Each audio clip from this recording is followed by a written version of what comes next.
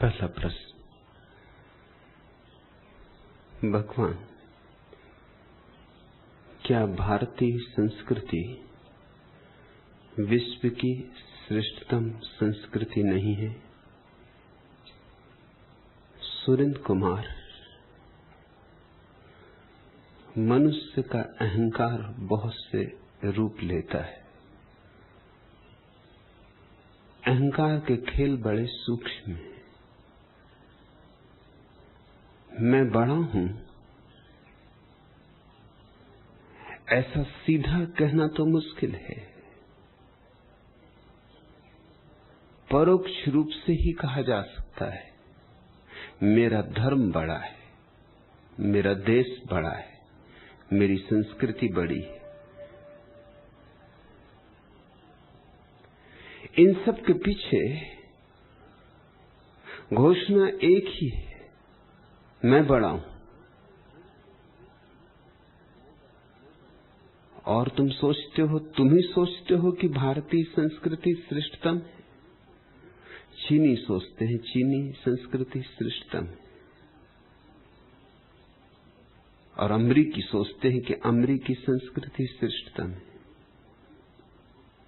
दुनिया में ऐसा कोई देश नहीं जो ऐसा ही न सोचता हो। जरा इस पर विचार करो। हिंदू सोचते हैं उनका ही धर्म श्रेष्ठ, वही मुसलमान सोचता, वही जैन, वही बौद्ध, वही ईसाई, पारसी, यहूदी। जब सभी ऐसा सोचते हैं तो इसका संबंध धर्म से नहीं होगा, इसका संबंध किसी और गहरी चीज से होगा जो सभी के भीतर छिपी।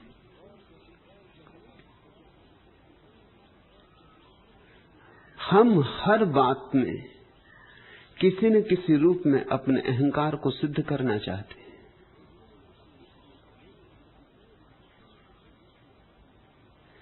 जरूर खूबियां हैं, चीनी संस्कृति की अपनी खूबियां हैं। लाओत्सो दिया दुनिया को, च्वांग-त्सू दिया, कन्फ्यूशियस दिया। भारतीय संस्कृति की अपनी खूबियां हैं, बुद्ध दिए, महावीर दिए, कृष्ण दिए।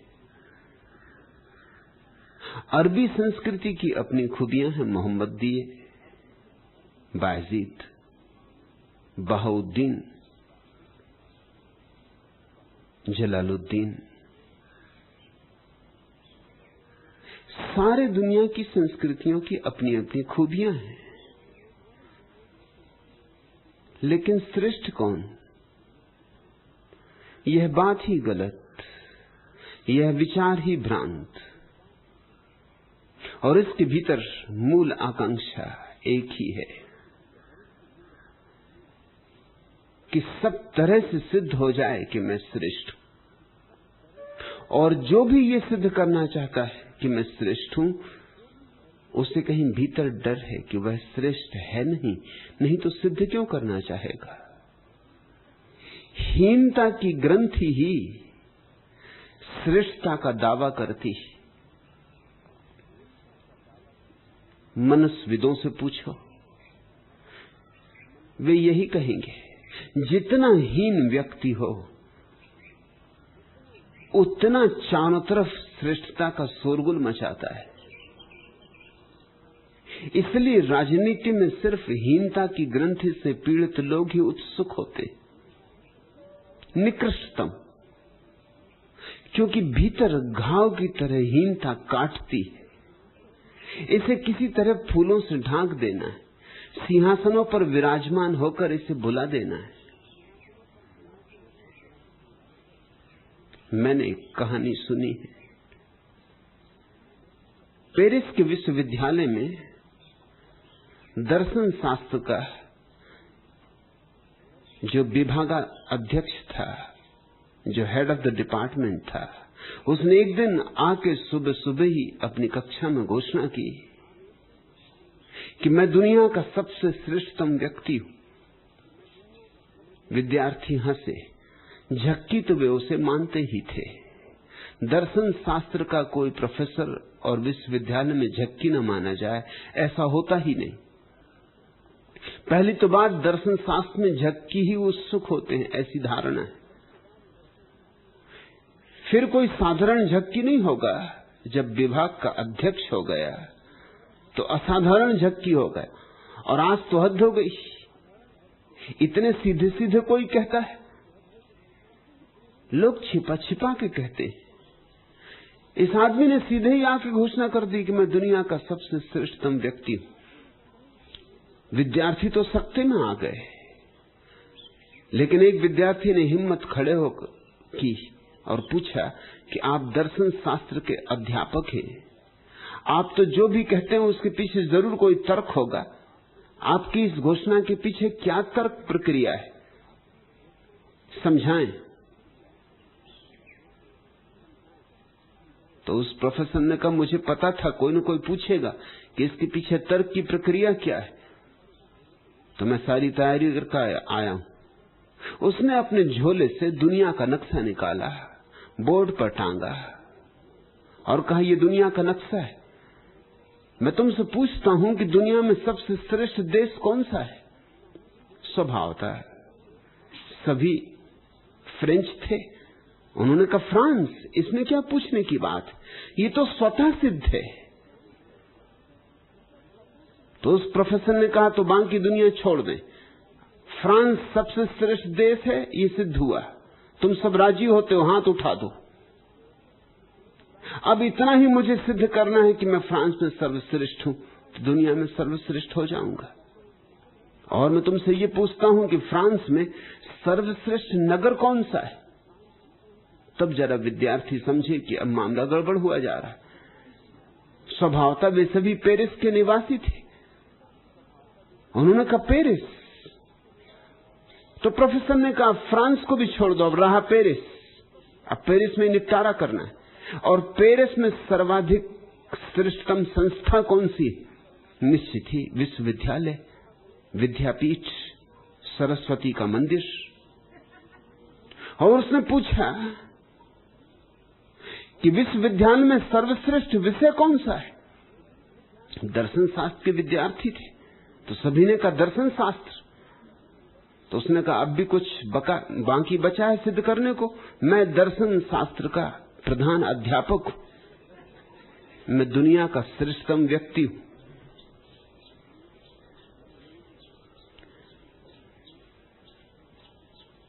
ऐसे ही तर्क, मेरा शास्त्र श्रेष्ठ, मेरा सिद्धांत श्रेष्ठ, मेरी जाति श्रेष्ठ, मेरा वर्ण श्रेष्ठ।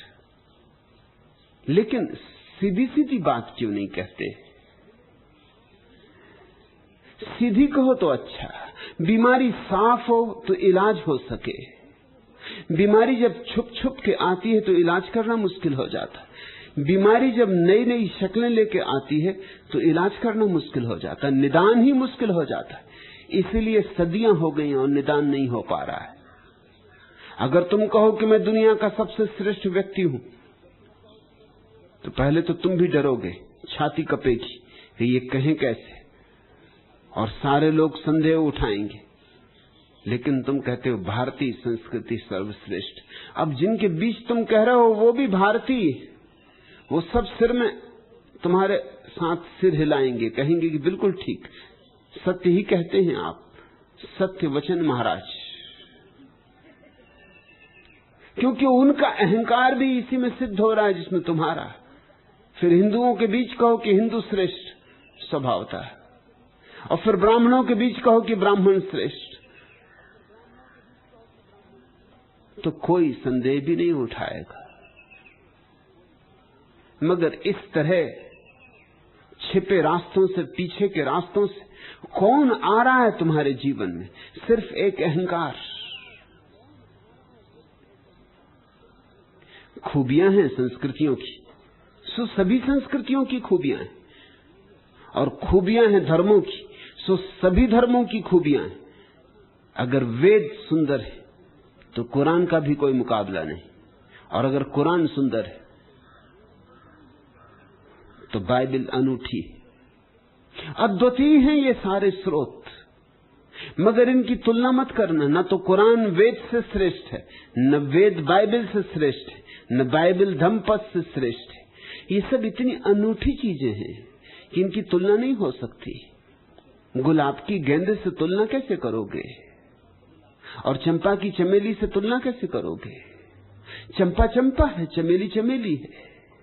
चमेली की अपनी गंध है, चंपा की अपनी गंध है। और फिर चंपा को प्रेम करने वाले लोग हैं और चमेली को प्रेम करने वाले लोग भी, फिर अपनी अपनी पसंद है।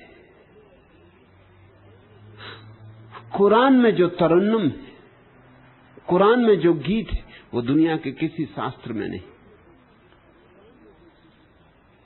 उपनिषदों में जो साफ अभिव्यक्ति है, जो सुस्पष्ट अभिव्यक्ति है, 2 2 4 जैसी, ऐसी दुनिया की किसी शास्त्र में नहीं।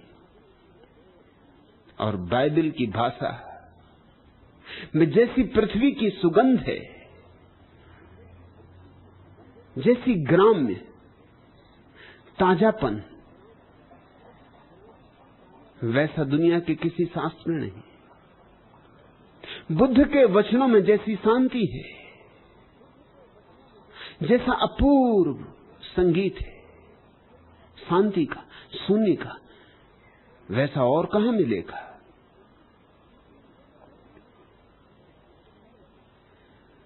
लेकिन ये सब अनूठे, इनको तौलो मत। तौलने की दृष्टि भ्रांत है। ये कोई तराजू पर रख के तौले जाने वाली चीजें नहीं है। ये काम तो तुम पागलों को छोड़ दो, मगर ये जमीन पागलों से भरी, और इसलिए इस तरह की बातें चलती हैं। मैंने सुना एक बार 2 अफीमची मिले। पहला अफीमची बोला, मेरे दादा का मकान इतना ऊंचा था कि एक बार एक बच्चा ऊपर से गिरा तो जमीन तक आते आते आदमी बन गया।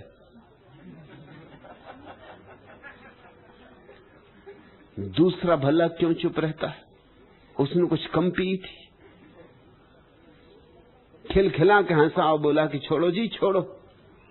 मेरे दादा के मकान से तो एक बार एक बंदर गिरा था, जमीन तक पहुंचते पहुंचते आदमी बन गया था। अफीमची माफ किए जा सकते हैं, मगर यही दशा तो उनकी जिनको तुम समझदार कहते हो, पंडित, पुरोहित, तुम्हारे महात्मा, ये सब अफीमची है। जरूर इन्होंने कोई सूक्ष्म अफीम पी रखी अहंकार की, और अहंकार से बड़ी अफीम क्या है? जागो, इस तरह की व्यर्थ की बातों से अपने को मुक्त करो।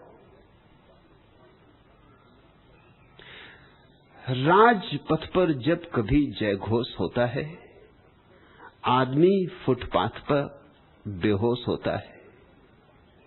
भीड़ भटके रास्तों पर दौड़ती जब सफर का रहनुमा खामोश होता है। एक सुनहरे सांप ने हमसे कहा, आदमी के दांत में विषकोश होता है। मील के पत्थर अनंकित मौन है। हाँ, यही इतिहास का आक्रोश होता है। मंत्र जपते ओंठ जब जलने लगे, ऋत्विजों के आचरण में दोष होता है। हम उन्हें आवाज दें मिलकर मयूख, साथ जिनके जोश के कुछ होश होता है। दुनिया में 2 तरह के लोग हैं। एक तो वे हैं जिनमें जोश है मगर होश नहीं। उनकी संख्या बड़ी है, 99% वे ही लोग जिनमें जोश है मगर होश नहीं, जिनमें बड़ी सक्रियता है मगर जरा भी शांति नहीं, जिनमें बड़ी कर्मठता है मगर जरा भी बुद्धिमत्ता नहीं। यही लोग दुनिया के उपद्रवों के कारण हैं। बुद्धिहीन लेकिन कर्मठ, होश तो जरा नहीं मगर जोश बहुत। हिंदू संस्कृति खतरे में, और जोशीले लोग इकट्ठे हो जाएंगे कि चाहे जान चली जाए बचा के रहेंगे। न संस्कृति का कुछ पता है, न संस्कृति के अर्थ का कुछ पता है, मगर जोश है। और जोश को कहीं कोई निकास तो चाहिए, हिंदू मुस्लिम दंगा हो जाए तो कुछ निकास हो, हिंदुस्तान पाकिस्तान लड़े तो कुछ निकास हो, कहीं कुछ उपद्रव हो, घिराव हो, हड़ताल हो तो कुछ निकास हो। और दूसरी तरफ वे लोग हैं जिन्हें थोड़ा होश है लेकिन जिनमें जोश नहीं, जानते हैं मगर बैठे रहे। मैं चाहता हूं इसका आदमी होश और जोश को साथ साथ संभाले। अतीत की यही दुर्घटना रही है कि होश वाले लोग जोश वाले लोग नहीं थे, जोश वाले लोग होश वाले लोग नहीं थे। तो बुद्ध इतिहास के बाहर रह गए और बुद्धुओं ने इतिहास रचा। तैमूर और चंगेज खान और नादिर शाह और सिकंदर और नेपोलियन और हिटलर और माओ सेतुंग, इस तरह के लोग इतिहास लिखे, इस तरह के लोगों ने इतिहास रचा। और बुद्ध और लाओ त्सु और च्वांग त्सु और जरथुस्त्र कहीं इतिहास के किनारों पर रह गए। दुनिया अब ऐसे लोग चाहती है जिनमें होश भी हो और जोश भी हो और समतुल हो, जिनके भीतर एक सम्यक्त्व हो, जिनके भीतर कर्म की और ज्ञान की एक सम्मिलित धारा हो। इसलिए मैं अपने सन्यासी को संसार छोड़ने को नहीं कह रहा हूं। संसार छोड़ के तुम बुद्ध हो जाओगे, तुम में होश तो होगा लेकिन जोश नहीं रह जाएगा। और मैं अपने सन्यासी को सिर्फ संसारी भी नहीं रहने देना चाहता कि जोश तो बहुत हो, होश बिल्कुल ना हो। मैं चाहता हूं तुम संसार में रहो और सन्यासी। बोधि वृक्षों के नीचे बैठकर तुम बुद्ध मत बनना। तुम्हें दुकानों में, बाजारों में, मकानों में, पत्नी और बच्चों के बीच घिरे हुए जीवन के सारे संघर्ष के बीच बुद्धत्व को उपलब्ध करना है। तुम्हें यहीं शोरगुल में ध्यान को साधना है, यहीं समस्याओं की भीड़ में तुम्हारी समाधि पके तो तुम एक नई मनुष्यता का सूत्रपात कर सकोगे। यह सूत्रपात अत्यंत जरूरी है। रोशनी को कुचल रहे हैं लोग, वक्त से पहले ढल रहे हैं लोग। ऊंचे कद और तंग दरवाजे कितना झुककर निकल रहे हैं लोग। जिस्म साबित दिखाई देते हैं, अपने अंदर पिघल रहे हैं लोग। एक अंधी सुरंग के भीतर एक मुद्दत से चल रहे हैं लोग। पास आकर भी इन सलीबों के कितने खुश हैं, उछल रहे हैं लोग। बीमारियों पर प्रसन्न हैं लोग, बीमारियों के लिए झंडे ऊंचे किए। ये हिंदू होने का अहंकार, ये मुसलमान होने का अहंकार, ये भारतीय होने की मूढ़ता, ये चीनी होने का पागलपन, इन सबको तुम समझो कि फांसियां हैं, मगर इनको देख देख के लोग उछलते, कूदते, शोभा यात्राएं निकालते। अपनी ही लाश अपने कंधों पर ढो रहे हो, अपनी ही मौत का आयोजन अपने हाथ से कर रहे हो। प्राणों में कैंसर फैलता जा रहा है,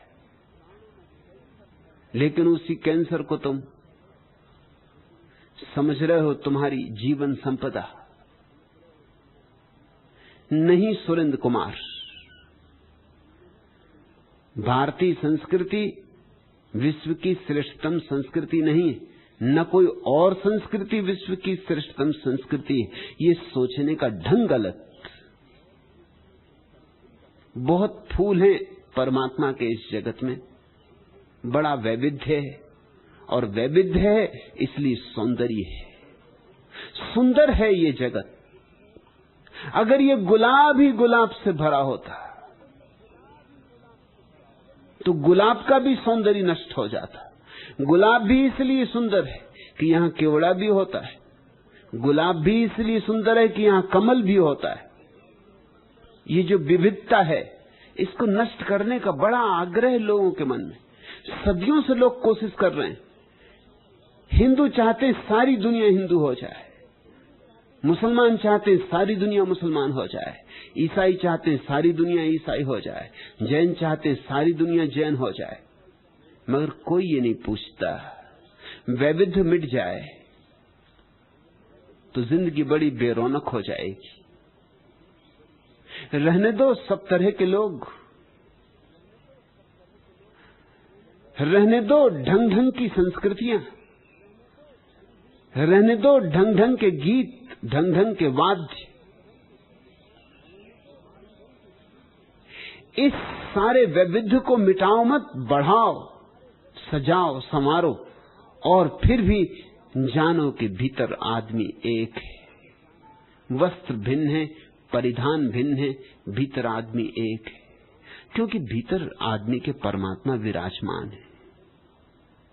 परमात्मा पर किसी की बपौती नहीं है, न भारतीय की न पाकिस्तानी की।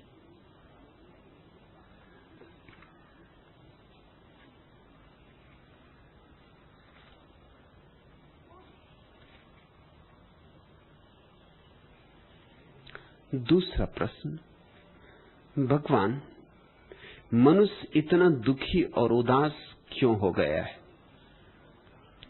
आज ही हो गया है ऐसा नहीं, आदमी सदा से दुखी और उदास है। हां, आज दुख और उदास,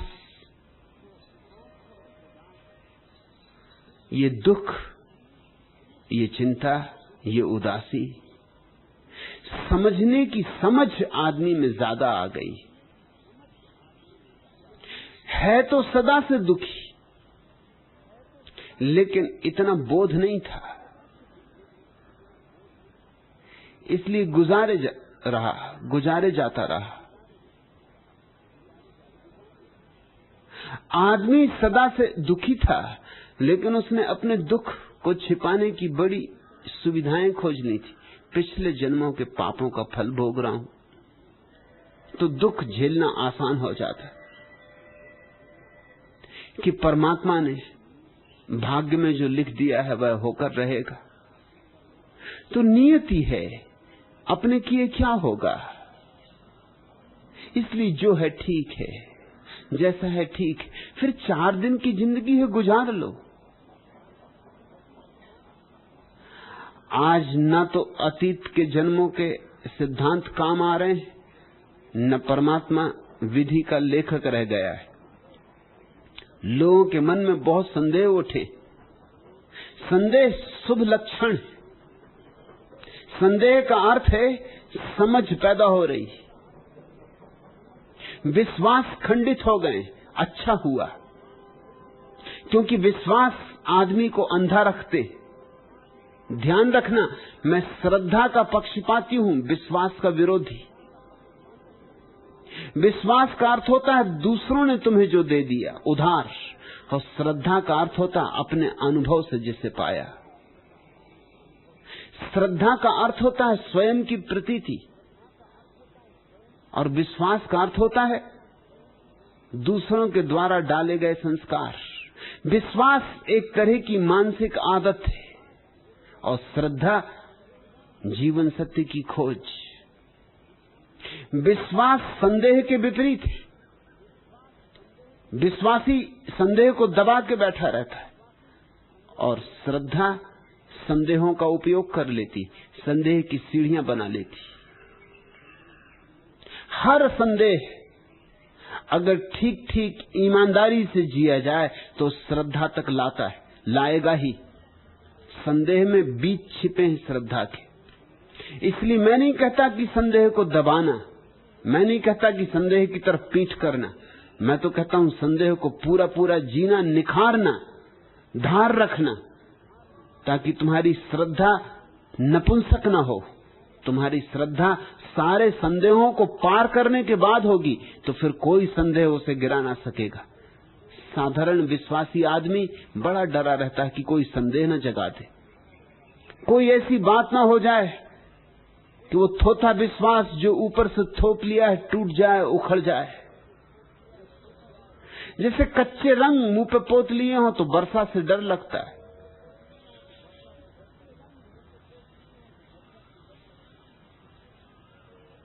मैंने सुना है लखनऊ में एक आदमी रास्ते पर पंखे बेच रहा था। लखनवी लहजे में, बड़ी सुंदर आवाज में जोर जोर से चिल्ला के कह रहा था कि ऐसे पंखे ना तो कभी बने और न फिर बनेंगे। ये अनूठे पंखे, इन पंखों की खूबियों का कोई अंत नहीं। एक रईस ने, गर्मी के दिन थे, पसीना पसीना हो रहा था, खिड़की खोली और पंखे वाले को भीतर बुलाया और कहा कि बड़े देर से चिल्ला रहे हो, क्या खूबी है इन पंखों की? तो उस पंखे वाले ने कहा कि इन पंखों की खूबी यह है कि ये कभी टूटते नहीं। ये तुम्हारी पीढ़ी दर पीढ़ी, बच्चे बच्चों के बच्चों तक काम आएंगे। ये टूटते ही नहीं। रईस ने पंखा खरीद लिया और वह आदमी जा भी नहीं पाया था। रईस ने पंखा एक दो बार ही किया होगा कि टूट गया। वो तो बड़ा हैरान हुआ। सस्ते से सस्ते पंखे भी कुछ दिन तो चलते हैं, और ये शाश्वत पंखा जो पीढ़ी दर पीढ़ी चलने वाला था, एक ही दो बार हवा करने में टूट गया। बहुत हैरान हुआ। लेकिन वो आदमी जा चुका था। दूसरे दिन की प्रतीक्षा की उसने कि शायद फिर निकले। फिर दोपहर वही आवाज, अनूठे पंखे, न पहले कभी बने न फिर कभी बनेंगे। उसने उस आदमी को बुलाया। उसने कहा कि तेरी हिम्मत की दाद देनी होगी। ये टूटा हुआ पंखा पड़ा है और तू कहता था अनूठा पंखा, और इस सड़े पंखे के तुम उससे 5 रुपए लूट ले गया। उस पंखे वाले ने आंख भी न झपकी। उसने कहा तो इसका सिर्फ एक ही अर्थ होता है कि आपको पंखा करना नहीं आता। उस रईस ने कहा हद हो गई, और भी देखो। बेशर्मी की भी कोई सीमा है, बेईमानी की भी कोई सीमा है। मुझे पंखा करना नहीं आता, पंखा कैसे किया जाता है? तो उस आदमी ने कहा कि पंखा करने का ढंग, पंखे को हाथ में रख के सामने रख लो और सिर को हिलाते रहो। ये पंखा शाश्वत है, मगर ढंग से किया जाए तो ये कोई ढंग है? हिला दिया होगा, पंखा टूट गया।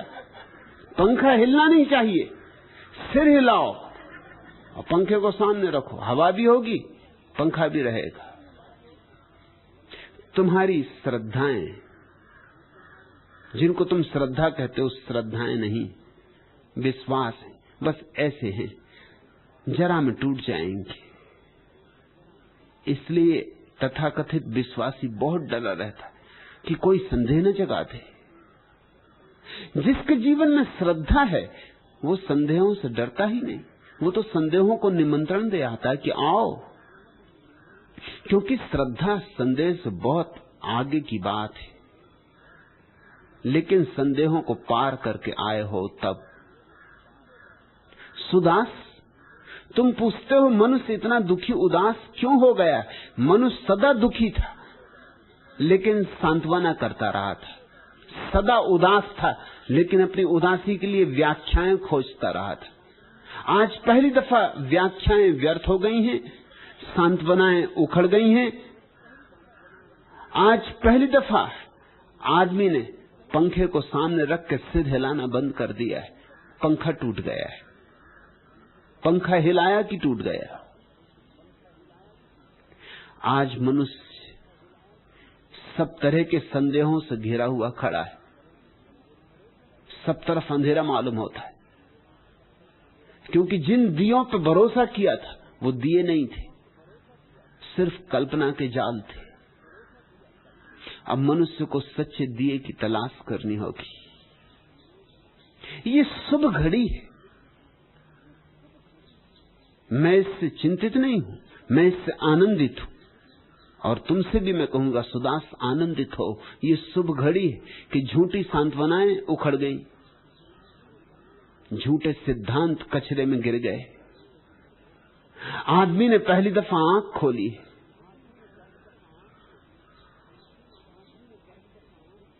आदमी ने पहली दफा जीवन को देखने की चेष्टा शुरू की है। निश्चित ये कठिन मार्ग है। आदमी प्रौढ़ हुआ है, इसलिए बचपन की परियों की कथाएं अब काम नहीं आएंगी, और बच्चों के लिए गढ़े गए ईश्वर के सिद्धांत भी अब काम नहीं आएंगे। अब ज्यादा देर नहीं लगेगी कि तुम गणेश उत्सव मनाते ही रहो। पैरों के नीचे से जमीन खिसक गई है। अभी भी खींचे जा रहे हो, लकीर के फकीर हो पुराने, इसलिए मुर्दा लकीरों को भी पीटे जा रहे हो। सांप वहां है ही नहीं और तुम अब भी लकड़ी पीटे जा रहे हो। पुरानी आदत हो गई। लेकिन तुम्हारे पुराने सिद्धांत, धारणाएं सब निस्तेज हो गए। उन्होंने आभा खो दी, उनके आधार गिर गए, उनकी बुनियादें सरक गई। तुम्हारे सारे मंदिर धूल धूसरित हो गए। और स्वभावतः ऐसी अड़चन की घड़ी पहले कभी ना आई थी। आदमी प्रौढ़ ही ना हुआ था। बच्चों को हम खिलौने दे देते, बस खिलौनों में उलझ जाते। लेकिन जब बच्चे बड़े हो जाएंगे तो फिर तुम खिलौनों में ना उलझा सकोगे। ऐसा ही आदमी प्रौढ़ हो गया है। अब तुम स्वर्ग नरक की कथाएं, किसको धोखा दे पाओगे उन कथाओं से? और तुम्हारे अजीब अजीब ईश्वर के सिद्धांत कि ईश्वर आकाश में बैठा है, कि 3 चेहरे वाला है, कि ऐसा है कि वैसा है। अब तुम किसको समझा पाओगे कि क्षीर सागर में लेटा है, नाभि में से कमल उगा है? अब तुम किसको समझाओगे? किस क्षीर सागर की बात कर रहे हो? कहां है क्षीर सागर तुम्हारा? कहां है तुम्हारे कैलाश? आदमी ने सब छान डाला। यूरी गागरिन ने जब अंतरिक्ष की यात्रा की पहली बार और लौटा वापस जमीन पर, तो रूस मुझसे जो पहली बात पूछी गई वो ये कि अंतरिक्ष में ईश्वर मिला? यूरी गागरिन ने कहा, मैंने बहुत तलाशा अंतरिक्ष, मैं इसी खोज में था कि और कुछ मिले या न मिले, कम से कम ईश्वर मिल जाए। मगर कोई ईश्वर है ही नहीं, तो मिलता कैसे? रूस में उन्होंने एक बड़ा म्यूजियम बनाया है जिसमें अंतरिक्ष से लाई गई सारी चीजों को रखा गया है। चांद से लाए गए पत्थर, जमीन के टुकड़े, वो सब उसमें संभाल के रखे गए, सारे चित्र। उस म्यूजियम के दरवाजे पर लिखा है एक वचन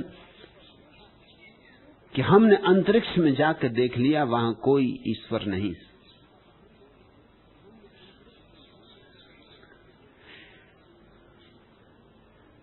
लेकिन इससे यह सिद्ध नहीं होता कि ईश्वर नहीं।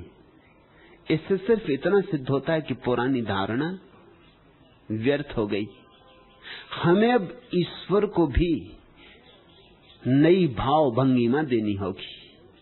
अब ईश्वर व्यक्ति की तरह नहीं हो सकता, अब तो ईश्वर शक्ति की तरह हो सकता है। अब ईश्वर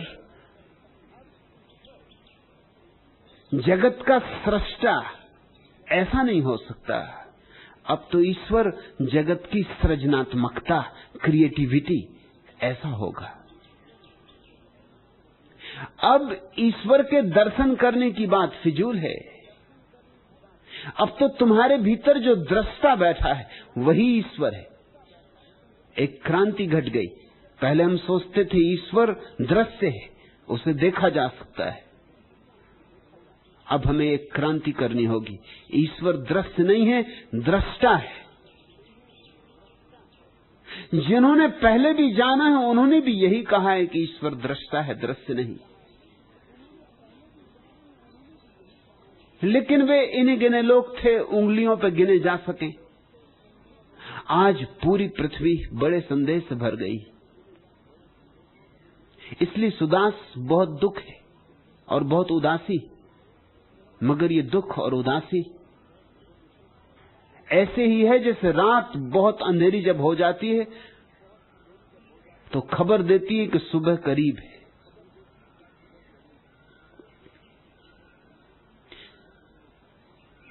चूंकि पुरानी धारणाएं गिर गईं, पुराने सिद्धांत गिर गए, पुराने शास्त्र अर्थहीन हो गए, पुराने संबंध, पुराना समाज, पुराने समाज की व्यवस्था सब अस्त व्यस्त हो गई, सब डमाडोल हो गई। आदमी बिल्कुल अकेला हो गया है, इसलिए बहुत उदास है। इतना आदमी अकेला कभी नहीं था, समाज का अंग था। हर आदमी किसी समाज, किसी गांव, किसी भीड़ का अंग था। आज भीड़ में भी हो तो भी अकेले हो। ऐसा अकेलापन उदास करता है, लेकिन अगर इस अकेलेपन का ठीक ठीक उपयोग कर लो तो यही अकेलापन समाधि बनेगा, ध्यान बनेगा, और यही अकेलापन आनंद का स्रोत हो जाएगा। इसी अकेलेपन से गंगा बहेगी आनंद की। कहां गए घर से घर लगे हुए बतियाते द्वार? कहां गए हवा और पानी से लहराते प्यार?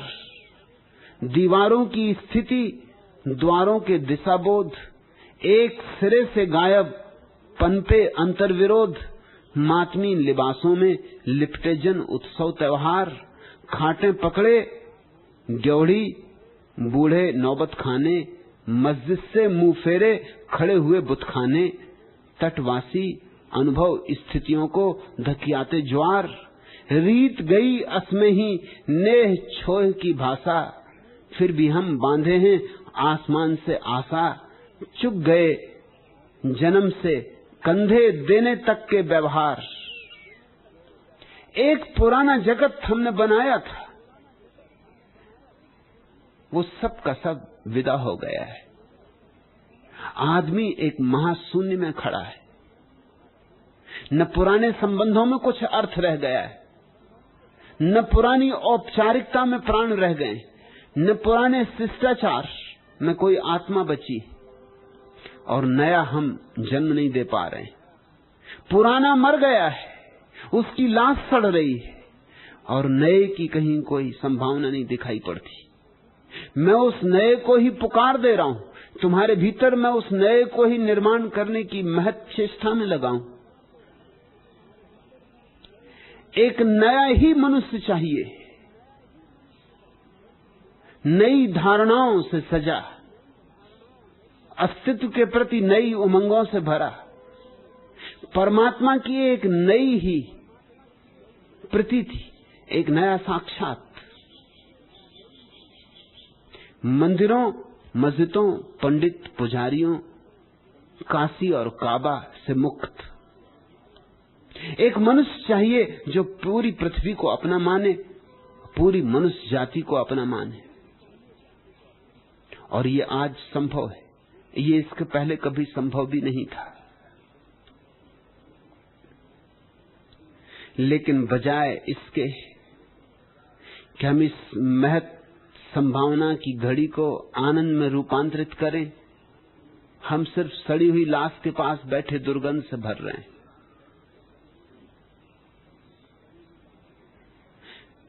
चुनौती सामने खड़ी है। जीवन एक महाप्रश्न चिन्ह बन गया है। बजाय इसके कि हम चुनौती को अंगीकार करें और अभियान पर निकलें, हम अभी भी इस आशा में बैठे कि शायद पुरानी राख में टटोलने से कोई अंगार मिल जाएगी। नहीं नहीं, नई अंगार जलानी। पुरानी अंगार बिल्कुल बुझ गई, राख हो गई। अब उसमें मत टटोलते बैठे रहो। अब तो हमें फिर से निर्माण करना होगा। और अगर तुम्हें थोड़ी भी समझ हो तो फिर से निर्माण करने का अवसर कितना बड़ा सौभाग्य है।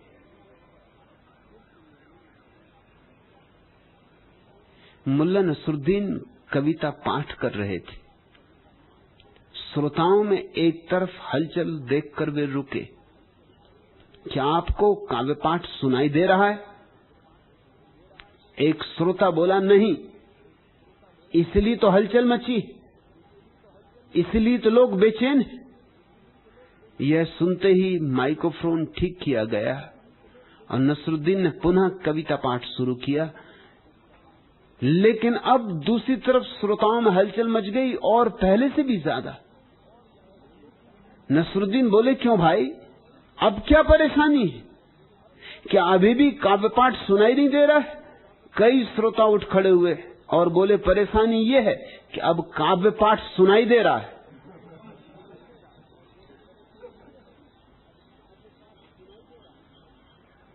अब तक आदमी आंख बंद किए चल रहा था, जैसे कोल्हू के बैल चलते हैं। दुख था मगर आंख बंद थी। अब आंख खुल गई और दुख है। दुख वैसा का वैसा है। सुदास, ऐसा मत सोचना कि पहले का आदमी सुखी था। इस तरह की बातें तुम्हारे पंडित और पुरोहित और तुम्हारे तथाकथित साधु और संत तुम्हें समझाते हैं कि पहले का आदमी बहुत सुखी था, पहले सतयुग था, पहले स्वर्ण युग था। दुनिया में दो तरह के अफीम के नशे, एक कि पहले स्वर्ण युग था और दूसरा कि स्वर्ण युग आगे आएगा। ये दोनों नशे हैं। एक नशा धार्मिक लोगों का है, हिंदुओं का, मुसलमानों का, जैनों का, बौद्धों का, और एक नशा अधार्मिक लोगों का है, कम्युनिस्टों का, सोशलिस्टों का, फैसिस्टों का। स्वर्ण युग आगे, एक का स्वर्ण युग पीछे, एक का स्वर्ण युग आगे।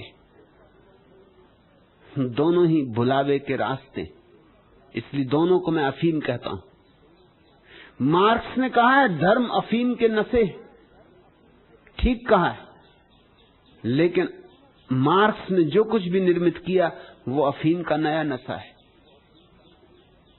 फर्क इतना ही है कि पुरानी अफीम अतीत में भरोसा रखती थी, नई अफीम भविष्य में भरोसा रखती। जबकि अस्तित्व का केवल एक ही रूप होता है, वर्तमान। अस्तित्व तो अभी है। मैं तुमसे कहता हूं सतयुग अभी है, स्वर्णयुग अभी है, न तो पीछे था और न आगे होगा। तुम मेरी अगर बात न मान सको तो जरा अपने पुराणों में उठा के देखो, तुम किस सतयुग की बातें कर रहे हो? लोग इस तरह बातें करते हैं जैसे सारे पाप अब हो रहे हैं। जरा अपने पुराण टटोलो और तुम चकित हो जाओगे, तुम हैरान हो जाओगे। तुम जिन स्वर्ग के देवताओं को बड़ा पवित्र मान रहे हो, जरा अपने पुराणों में खोजो। वे स्वर्ग के देवता जमीन पर उतरकर व्यभिचार कर जाते और साधारण स्त्रियों के साथ ही नहीं, ऋषियों की पत्नियों को भी नहीं छोड़ते। ये स्वर्ण युग था जब देवता भी इतने भ्रष्ट थे। ये स्वर्ण युग था जब तपस्वियों को भ्रष्ट करने का आयोजन ही देवताओं का एकमात्र काम था कि भेजो एकदम उर्वशी। कोई बेचारा ध्यान कर रहा है, तुम्हारा क्या बिगाड़ रहा है? कोई आंख बंद किए शांत बैठा अपनी माला जप रहा है, भेजो उर्वशी, भ्रष्ट करो उसे। ये स्वर्ण युग था जहां देवता भी इतने गए बीते थे। तुम जरा अपना पुराना इतिहास जो पुराणों में छिपा पड़ा है वो उठा कर देखो। कोई पढ़ता नहीं पुराण, शायद इसीलिए लोग नहीं पढ़ते कि पढ़ेंगे तो बड़ी गिलानी होगी। ब्रह्मा से लेकर इंद्र तक तुम्हारे सारे देवता अत्यंत भ्रष्ट हैं।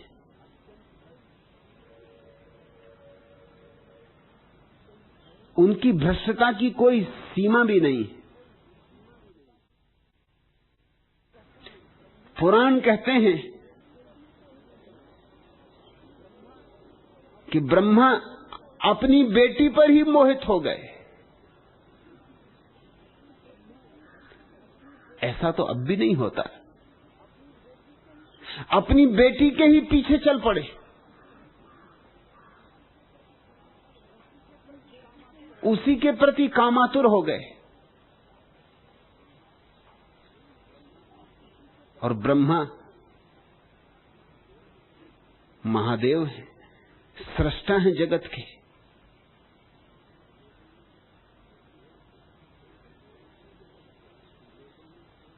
वेदों में सोमरस की बड़ी चर्चा है।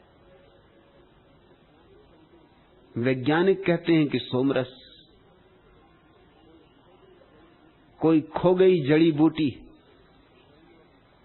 जो रही होगी भांग, गांजा, चरस, अफीम जैसी,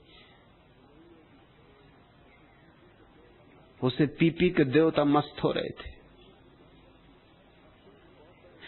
पश्चिम के बहुत बड़े विचारक आल्दुअस हक्सले ने तो लिखा है कि सोमरस एलएसडी जैसी कोई चीज थी। और भविष्य में एल्डोस हक्सले ने लिखा है कि जब हम एलएसडी की शोध को पूरा कर लेंगे तो जो अंतिम हमारे हाथ में मादक द्रव्य लगेगा सारी वैज्ञानिक शोध के बाद, अच्छा होगा उसका नाम हम सोमा रखें, वेद के ऋषियों की स्मृति में।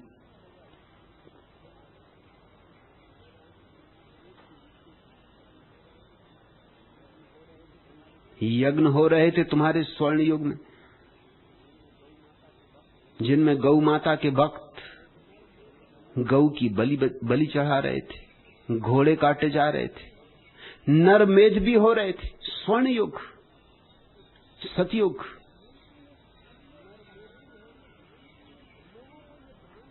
लोगों को यह भ्रांति है कि अब लोग खराब हो गए। अगर लोग अब खराब हो गए तो बुद्ध किसको समझा रहे थे 24 घंटे चोरी मत करो, बेईमानी मत करो, भ्रष्टाचार मत करो, हिंसा मत करो, हत्या मत करो, किसको समझा रहे थे? पुराने से पुराने शास्त्र भी इन्हीं शिक्षाओं से भरे। ये शिक्षाएं बताती हैं कि लोग चोर थे, नहीं तो किसको समझा रहे हो कि चोरी मत करो?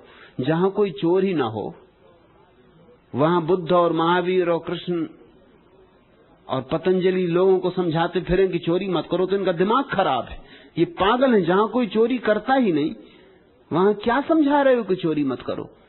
कोई तो खड़े हो कहता है कि महाराज क्यों व्यर्थ मेहनत कर रहे हो, चोरी यहां कोई करता ही नहीं। झूठी हैं वे कहानियां जो कहती हैं कि घरों में ताले नहीं डाले जाते थे।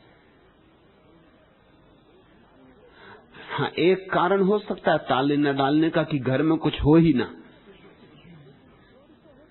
लेकिन चोरी तो होती थी नहीं। तो बुद्ध क्यों कहते हैं कि चोरी मत करो? और महावीर ने अचोरी को महाव्रत क्यों कहा है 5 महाव्रतों में?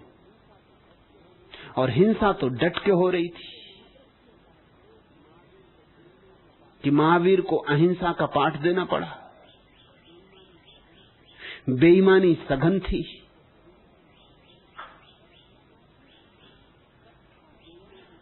कब था स्वर्ण युग? कब था आदमी सुखी? कभी नहीं था।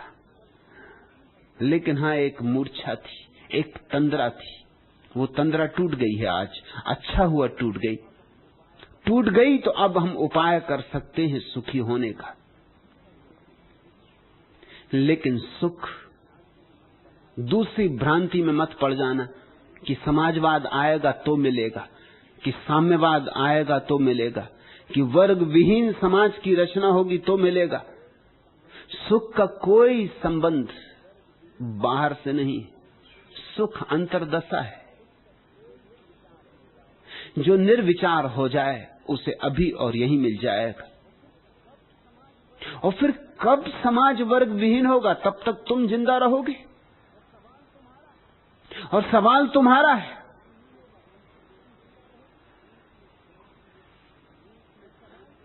रूस में क्रांति हुए 60 साल हो गए।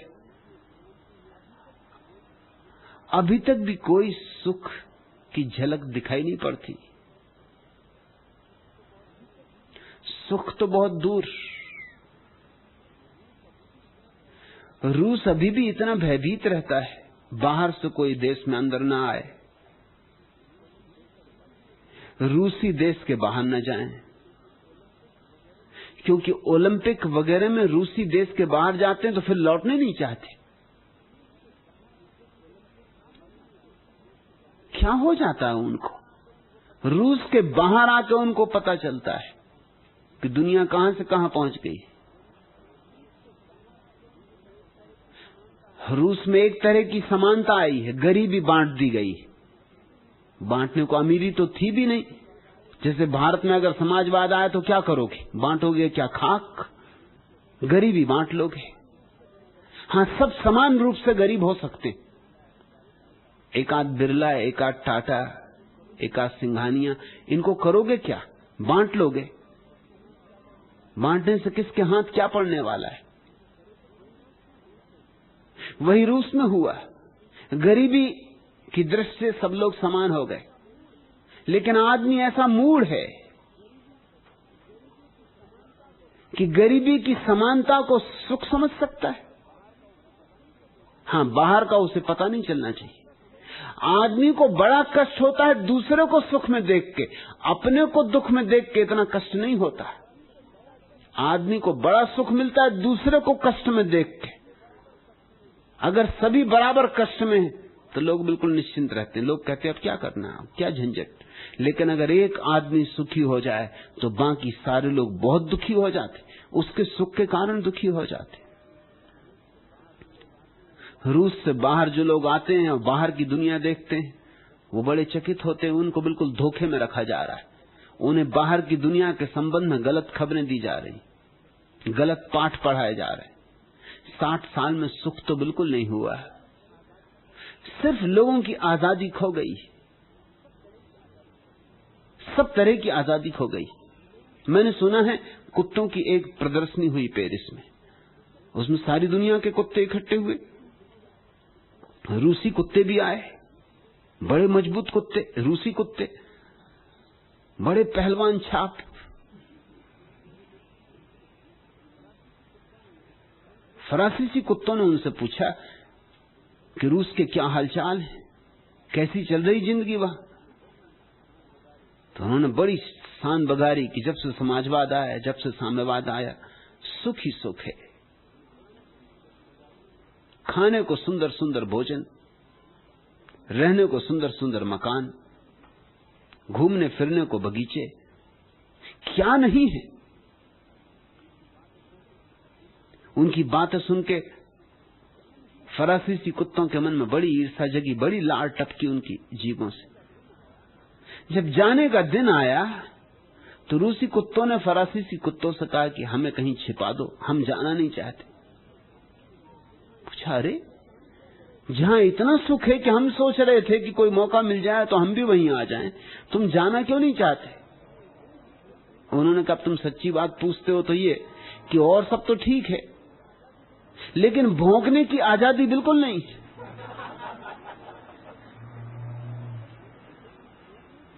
भौंक नहीं सकते,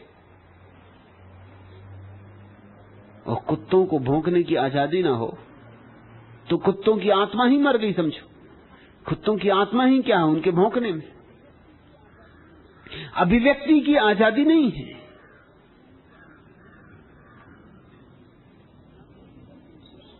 न तो अतीत में कोई रामराज्य था और न भविष्य में कोई रामराज्य होने वाला है। अतीत में रामराज्य जो लोग बताते हैं वो तुम्हें धोखा दे रहे हैं, और जो भविष्य में बताते हैं वो भी धोखा दे रहे हैं। अगर कोई रामराज्य हो सकता है तो अभी। राम राज्य से मेरा अर्थ किसी दशरथ पुत्र राम का राज्य नहीं। वो तो कोई बहुत सुंदर दिन न रहे होंगे, कोई अच्छे दिन न रहे होंगे। राम के पिता दशरथ ने बुढ़ापे में शादी कर ली थी, उसकी वजह से सब उपद्रव हुआ। बुढ़ापे में शादी की, ये रामराज्य, ये स्वर्ण युग, ये सतयुग। बूढ़े दशरथ को अभी कामवासना से छुटकारा नहीं मिला,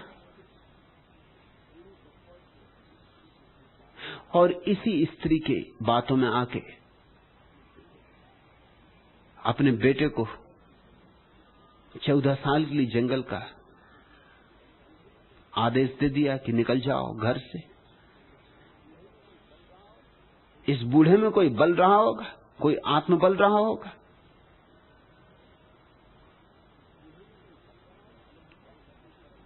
ये तो मालूम होता है कि अपनी पत्नी का बिल्कुल चाकर रहा होगा। बुढ़ापे में शादी जो लोग करते हैं अक्सर उनकी ऐसी गति हो जाती। और राम में इतना भी बल न था कि गलत बात के खिलाफ खड़े हो सकते। दकियानूसी रहे होंगे, मान ली आज्ञा, चाहे गलत सही मान ली आज्ञा। और इसलिए पीढ़ियों दर पीढ़ियों से इस देश में हम राम का गुणगान सुनते रहे। वो इसीलिए कि सब आज्ञा मानो, सब आज्ञाकारी बनो। और जो देश इतनी भी क्षमता नहीं रखता कि गलत आज्ञाओं के खिलाफ खड़ा हो सके, वहां क्रांति कैसे होगी? राम चले गए जंगल, गलत बात फिर चाहे पिता की भी क्यों ना हो, इससे क्या फर्क पड़ता है? गलत बात के सामने झुकना गलत है।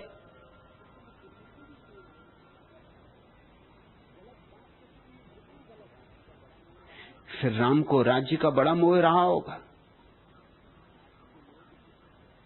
राज्य के मोह के पीछे फिर सीता का भी त्याग कर दिया। अगर यूं ही था तो खुद भी चले गए होते सीता के साथ, तो कुछ शान की बात होती। और राम का राज्य तो राम राज्य कहा ही नहीं जा सकता, क्योंकि कहानी है कि शूद्र के कानों में शीशा भरवा दिया था, गर्म करवा के, पिघला के, क्योंकि उसने वेद वचन सुनने की जुर्रत की थी। ये रामराज्य जहां एक शूद्र वेद वचन न सुन सके।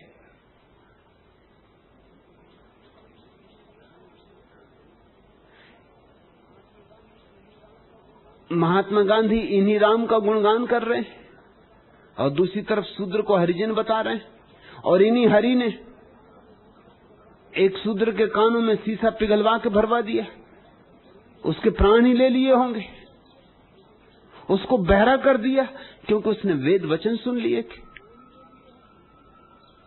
न तो अतीत में कोई राम राज्य था और न भविष्य में कोई होगा। फिर मैं किस राम राज्य की बात करता हूं? एक राम तुम्हारे भीतर सोया है, दशरथ के बेटे राम की नहीं।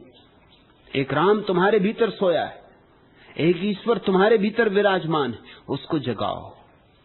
उसकी जागृति में राम राज्य, वह जग जाए तो सब दुख मिट जाता है, सब पीड़ा मिट जाती, सब मृत्यु, सब भय समाप्त हो जाते। तुम्हारे भीतर सोया हुआ राम जग जाए तो बस अमृत से तुम्हारा संबंध हो गया। सुदास, आज जरूर आदमी दुखी है, लेकिन आदमी सदा से दुखी रहा है। आज उसे पता चल रहा है, आज होश में। क्लोरोफॉर्म उतर गया। क्लोरोफॉर्म देते ना किसी मरीज को, थोड़ी देर बाद क्लोरोफॉर्म उतर जाता है। जब क्लोरोफॉर्म उतर जाता तब उसे पीड़ा का पता चलता है। ऑपरेशन हो गया, अब उसे दर्द मालूम होता है। एक क्लोरोफॉर्म सारी मनुष्य जाति पिए बैठी रही है। अतीत में धर्म का एक नशा था जो घोंट घोंट के पिलाया गया था, वो उतर गया, वो उखड़ गया। विज्ञान के विकास ने क्लोरोफॉर्म की पुरानी पद्धति तोड़ दी। आदमी होश में आ गया। होश में आया तो दुख का पता चल रहा है, पीड़ा का पता चल रहा है, संताप का पता चल रहा है, चिंता का पता चल रहा है। मगर यह अच्छा है, क्योंकि पता चल रहा है तो हम मिटाने का कुछ उपाय कर सकेंगे। उपाय एक है कि तुम्हारे भीतर स्थिरता आए, मौन समाए, उपाय एक है कि तुम्हारे भीतर चित्त शून्य दशा पैदा हो, मन से मुक्ति हो, निर्विचार सघन हो। पतंजलि जिसको कहते हैं निर्विकल्प समाधि, वही रामराज्य। और तुम्हारे भीतर अगर दिया जल जाए निर्विचार समाधि का, तो जो बुझे दिए हैं वे भी तुम्हारे पास आके जल सकते हैं। ये सारी दुनिया एक दीपावली मना सकती है।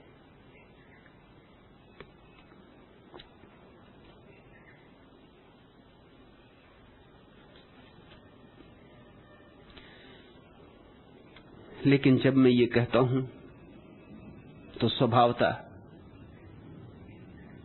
मैं तुम्हें कोई सांत्वना नहीं दे पाता। तुम्हें अगर कह देता कि पीछे सब ठीक था तो तुम पीछे के सपनों में खो जाते, या तुमसे कह देता आगे सब ठीक हो जाएगा तो तुम आगे की कल्पनाओं में खो जाते। लेकिन जब मैं कहता हूं अभी कुछ करना है तो बड़ी मुश्किल होती है, क्योंकि मनुष्य बड़ा आलसी है, बड़ा तामसी है। कुछ करना है अभी, मन सदा टालने का होता है। कल्प टाल दो, बीते कल्प टालो, आने वाले कल्प टालो, आज मत छेड़ो उपद्रव, क्योंकि आज अगर करना है तो करना होगा। इसलिए सुदास, मेरी बात ठीक लगे तो भी तुम उससे बचना चाहोगे। मैंने सुना है एक महात्मा के पास एक नया नया शिष्य आया। शिष्य बहुत आलसी। गुरु ने उसकी आदत सुधारनी चाहिए। एक रात दोनों सोने जा रहे थे, खाट पर लेट गए थे। शिष्य को उठाने के लिए गुरु ने कहा कि शायद वर्षा आ रही है, गाय को अंदर ले आओ। शिष्य लेटे लेटे ही बोला, गुरुजी अभी एक बिल्ली निकली थी, मैंने उसमें हाथ फेर कर देखा था, बाहर वर्षा नहीं हो रही क्योंकि बिल्ली सूखी थी। गुरु ने उसे उठाने के लिए फिर कहा, देख तो जरा घड़ी में कितने बजे। शिष्य बोला, गुरुजी अभी हम सोने वाले हैं, समय जानकर क्या करेंगे। गुरु ने उसे फिर उठाने के लिए कहा, दिया फालतू जल रहा है, उसको बुझा दो। शिष्य बोला, गुरुजी 2 काम मैंने किए, अब ये काम आप करिए।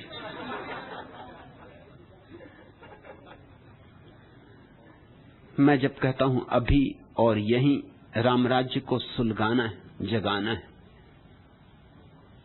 तुम सुन लेते हो, समझ भी लेते हो, लेकिन बचना चाहते हो, टालना चाहते हो। तुम कहते हो थोड़ी देर तो और सो लेने दो, कल करेंगे, फिर करेंगे, अभी और दूसरे काम करने हैं। लेकिन सब काम व्यर्थ है। करने योग्य बात, सर्वाधिक महत्वपूर्ण बात, सबसे प्रथम बात एक है, स्वयं को जान लो, क्योंकि उसी जानने में स्वर्ग है, उसी जानने में निर्वाण है, उसी जानने में राम है, उसी जानने में सब जानना छिपा है, सब होने का रहस्य, सारा आनंद, सारा उत्सव छिपा है।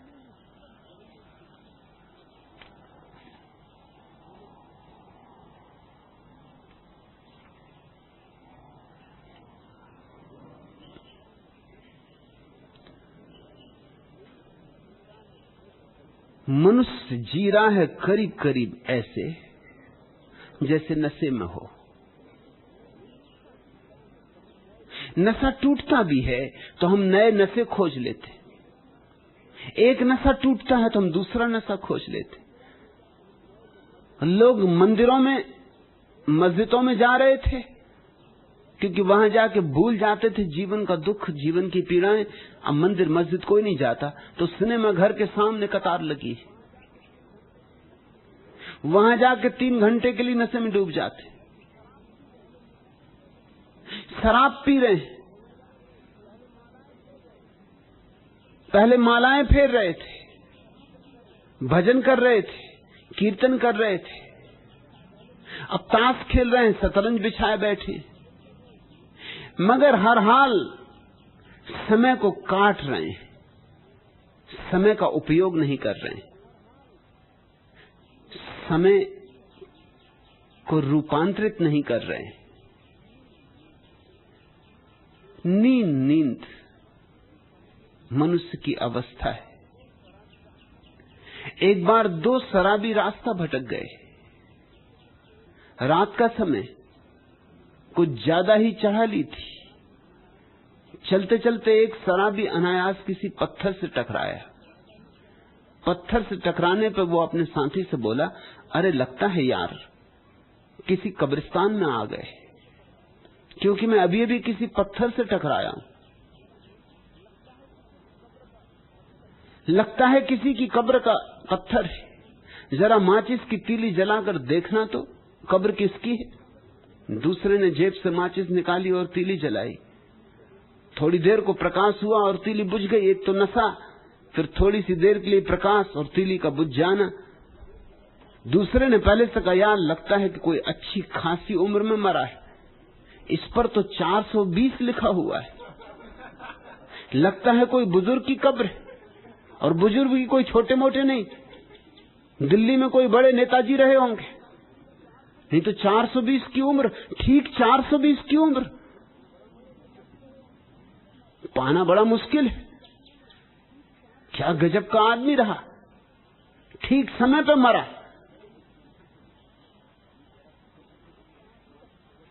जरा फिर से माचिस जला, जरा देख तो लें किसकी कब्र है, ठीक ठीक नाम तो पता चल जाए। हो सकता है कोई अपना ही भाई बंद हो, अपना ही कोई बुजुर्ग हो। फिर तीली जलाई गई, फिर प्रकाश हुआ और तीली बुझ गई। दूसरे ने दुख भरे स्वर में जवाब दिया, अरे अरे 420 मील पुणे। मालूम होता है कोई बहुत पुण्यात्मा आदमी की कब्र पुणे। बेचारे, परमात्मा उनकी आत्मा को शांति दे।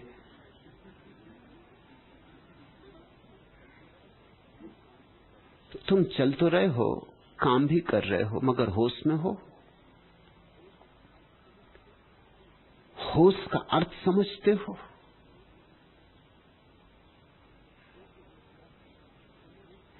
एक एक कृत्य सावधानी से किया जाए। चलो तो जानते हुए। महावीर ने कहा चले तो विवेक से, उठे तो विवेक से। बुद्ध ने कहा है स्मृति क्षण भर को न खोए। श्वास भीतर जाए तो स्मरण रहे कि श्वास भीतर गई, और श्वास बाहर जाए तो स्मरण रहे कि श्वास बाहर गई। श्वास श्वास का भी बोध बना रहे तो तुम्हारे भीतर इतनी बोध की अग्नि जलेगी कि तुम तो प्रज्वलित हो ही उठोगे। तुम तो आभा मंडल से भरी जाओगे।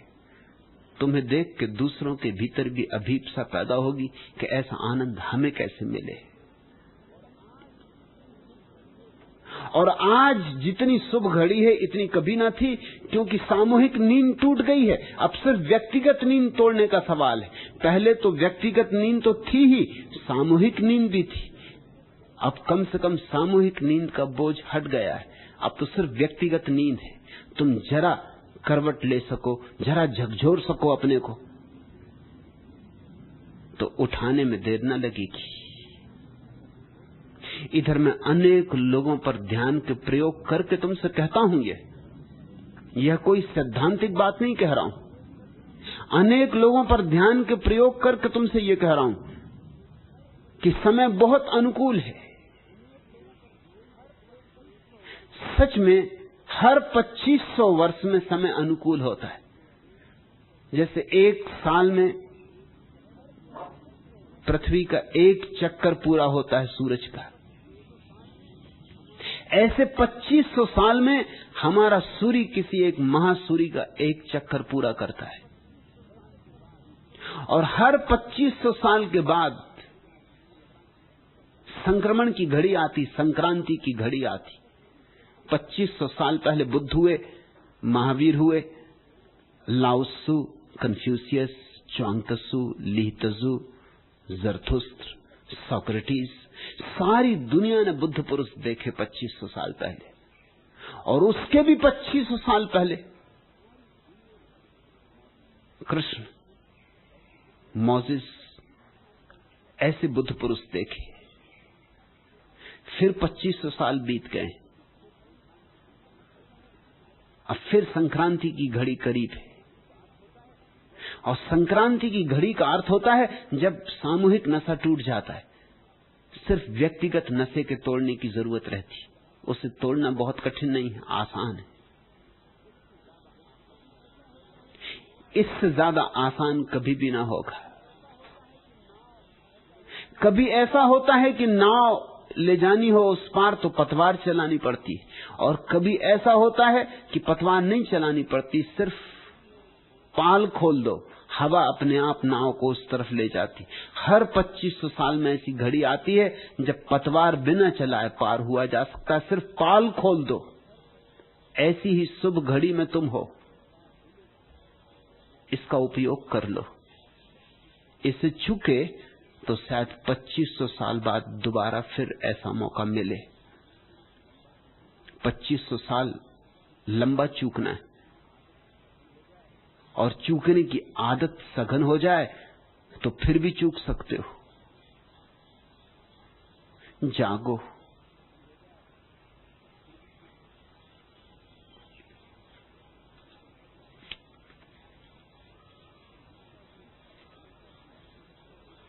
तीसरा प्रश्न, भगवान, जनता जिस ईश्वर को पूजती है वह ईश्वर और आपका ईश्वर क्या एक ही है?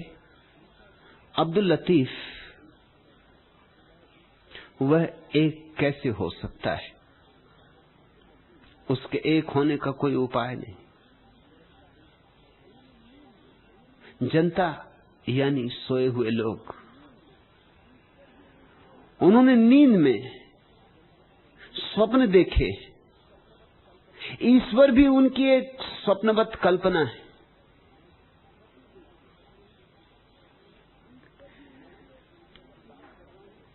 मैं जिस ईश्वर की बात कर रहा हूं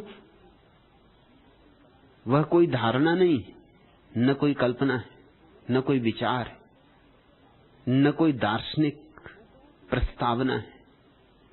मैं तो उस ईश्वर की बात कर रहा हूं जो है, जो मौजूद है, जो वृक्षों में हरा है, फूलों में लाल है, जो हवाओं में अदृश्य है, जो पहाड़ों में सिर उठाए खड़ा है ध्यानस्थ, जो नदियों में तरंगित है, जो समुद्र की लहरों में निनाद कर रहा है, जो तुम्हारे भीतर मौजूद है, जो मेरे भीतर मौजूद है। मेरे लिए ईश्वर अस्तित्व का पर्यायवाची है। इसलिए मेरे साथ तो नास्तिक होने का उपाय ही नहीं। मेरे पास नास्तिक आ जाते हैं, वो कहते हैं क्या हम भी सन्यासी हो सकते हैं? मैं उनको कहता हूं जरूर। वो कहते हैं लेकिन हम नास्तिक हैं, नास्तिक को कौन सन्यास में स्वीकार करेगा? मैं उनसे कहता हूं मैं स्वीकार करता हूं, क्योंकि मेरा ईश्वर अस्तित्व का पर्यायवाची। तुम अस्तित्व को तो मानते हो ना, चांद तारों को मानते हो? वो कहते हैं हां। नदी पहाड़ों को मानते हो? वो कहते हैं हां। मुझे मानते हो, स्वयं को मानते हो? वो कहते हैं हां। यह सब तो है, हम तो उस ईश्वर को नहीं मानते जो ना दिखाई पड़ता, ना जिसको सिद्ध किया जा सकता। मैं उनसे कहता हूं उस ईश्वर को मैं भी नहीं मानता हूं। मैं तो इस सारी समग्रता को ही ईश्वर कहता हूं। आओ, मेरे मंदिर के द्वार नास्तिक के लिए खुले, वैसे ही जैसे आस्तिक के लिए खुले। मंदिर की कोई शर्त हो सकती? मंदिर की ये शर्त हो सकती कि आस्तिक होगे तब आना? मंदिर तो ये कह सकता है कि आ जाओ तो आस्तिक हो जाओगे। अगर आस्तिक पहले से ही हो तो आने की जरूरत ही क्या रही? अगर चिकित्सक अपने द्वार पर यह तख्ती लगा दे कि जब स्वस्थ हो जाओ तभी आना, क्योंकि मैं सिर्फ स्वस्थ लोगों की चिकित्सा करता हूं, तो उस चिकित्सक को हम पागल कहेंगे। चिकित्सक के द्वार पर तो बीमार ही जाएंगे, हां स्वस्थ होकर निकलेंगे। मैं उनको कहता हूं नास्तिक हो, आओ, ये द्वार तुम्हारे लिए।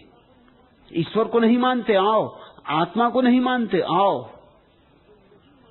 क्योंकि मैं जो नहीं मानता है उसमें थोड़ा बल देख रहा हूं, बजाय उसके जो मानता है। मानता है वह तो निर्बल है, वह तो कमजोर है, कायर है, वो तो दूसरों के दबाव में आ गया। उसका ईश्वर क्या है सिवाय उसके भय के विस्तार के? घबरा रहा है, डर रहा है, ईश्वर को मान लिया है। मौत करीब आ रही, ईश्वर को मान लेता है। जवानी में लोग ईश्वर की उतनी फिक्र नहीं करते, बुढ़ापा आते आते मानने लगते। बुढ़ापा आते आते नास्तिक नहीं बचते। कुछ दुनिया में अजीब चीजें घटती। 30 साल के बाद का हिप्पी नहीं मिलेगा कि मिलेगा, बस 30 साल होते होते हिप्पी खत्म हो जाता है। शादी वादी हो गई, बच्चे हो गए, फिर कैसे हिप्पी? फिर दुकान करो, नौकरी करो, गए पुराने दिन। हिप्पियों में कहावत है कि 30 साल से ज्यादा उम्र के आदमी का भरोसा ही मत करना, क्योंकि 30 साल के बाद का आदमी असली आदमी होते नहीं। हिप्पी नहीं होता तो आदमी कैसे होगा? जवानी में तुम्हें नास्तिक मिल जाएंगे, अगर नहीं भी होंगे नास्तिक तो कम से कम ईश्वर की कोई फिक्र नहीं करने वाले लोग मिल जाएंगे। लेकिन बुढ़ापा जैसे आएगा, पैर जैसे कपेंगे, वैसे वैसे लोग ईश्वर को मानने लगते। ये ईश्वर का मानना नहीं है, ये सिर्फ भय है। ये मौत द्वार पर आ रही है, पता नहीं मौत के बाद ईश्वर का साक्षात्कार हो तो फिर क्या होगा? कहीं ईश्वर हुआ ही तो फिर क्या होगा? मेरे एक शिक्षक नास्तिक थे, दर्शन शास्त्र के अध्यापक थे। जब बीमार पड़े तो मैं उनके घर गया देखने, बड़ा हैरान हुआ। उन्होंने तो रामचंद्र जी की तस्वीर लगा रखी अपने कमरे में। मैंने उनसे पूछा, आपका कमरा और रामचंद्र जी की तस्वीर? ये तो मैं कल्पना नहीं कर सकता था। उन्होंने कहा, जब बूढ़े होगे तब जानोगे। मैंने कहा, फिर भी कुछ इशारा तो मुझे दें। उन्होंने कहा, बात साफ है, जिंदगी भर मैंने ईश्वर को नहीं माना। अब भी कह नहीं सकता ईमानदारी से कि मानता हूं, क्योंकि संदेह तो भीतर है, मगर अब जोर से कह नहीं सकता कि नहीं है ईश्वर। कौन जाने हो ही। अब मौत करीब आ गई, मरने के बाद कम से कम इतना तो रहेगा कि कह सकेंगे कि मरते वक्त तो याद कर लिया था, मरते वक्त तो तुम्हारी तस्वीर टांग ली थी। ये देखते हो, ये आस्तिकता, इसका कोई मूल्य है? ये आस्तिकता नहीं, नपुंसकता है। मैंने उनसे कहा, अगर कहीं कोई ईश्वर है तो तुम्हें देखने से भी इंकार कर देगा। तुम ये तस्वीर उतारो। अगर ईश्वर है कहीं और मिले मौत के बाद तो कहना मैं क्या कर सकता हूं, संदेह तुमने दिया था, मैंने पैदा नहीं किया था। और तुम कभी प्रत्यक्ष नहीं हुए जीवन में, मैं मानता तो कैसे मानता? और तुमने मुझे बल दिया था, विचार दिया था, सोचने की क्षमता दी थी, स्वीकार करता तो कैसे? डरना मत, हिम्मत से अपनी बात कह देना। और मैं तुमसे कहता हूं, अगर कहीं कोई ईश्वर होगा तो तुम्हें छाती से लगा लेगा। कायरों की कहीं इज्जत होती, कहीं कोई सम्मान होता। सब सम्मान उनका है जिनका साहस अदम्य है। निश्चित ही मैं जिस ईश्वर की बात कर रहा हूं लतीफ, वह वही ईश्वर नहीं है जो गंडा ताबीज खोजने वालों का ईश्वर है, जो मजारों और कब्रों पर उर्स मनाने वालों का ईश्वर है, जो कमजोरों का, भयभीतों का, लोभियों का ईश्वर है, जो मूर्छित व्यक्तियों का ईश्वर है। वह कैसे मेरा ईश्वर हो सकता है? मेरा ईश्वर इस सारे जगत में व्याप्त है। मेरा ईश्वर जगत विरोधी नहीं है। मेरा ईश्वर जगत का प्राण है। इस विश्व की जो धक धक है वही मेरा ईश्वर है। कोयल जब गाती है तो मैं ईश्वर को सुनता हूं, और पपीहा जब पुकारता है तो मेरे कानों में उपनिषद और वेद और गीता और कुरान फीके पड़ जाते। फूल जब खिलते हैं तो मैं जानता हूं ईश्वर खिला, और जब रात तारों से भर जाती तो मैं जानता हूं ईश्वर ही अनंत अनंत तारों में छितर गया है। मेरा ईश्वर एक काव्य है, मेरा ईश्वर एक संगीत है। तुम्हें अगर मेरे ईश्वर से परिचित होना है तो प्रकृति के करीब आओ, क्योंकि मेरा ईश्वर प्रकृति में ही छिपा है। प्रकृति उसका घूंघट है। उठाओ घूंघट और तुम मालिक को पाओगे। जहां भी घूंघट उठाओगे उसी को पाओगे। जीसस ने कहा है, उठाओ पत्थर और तुम मुझे पाओगे, तोड़ो लकड़ी और तुम मुझे पाओगे। वही मैं तुमसे कहता हूं।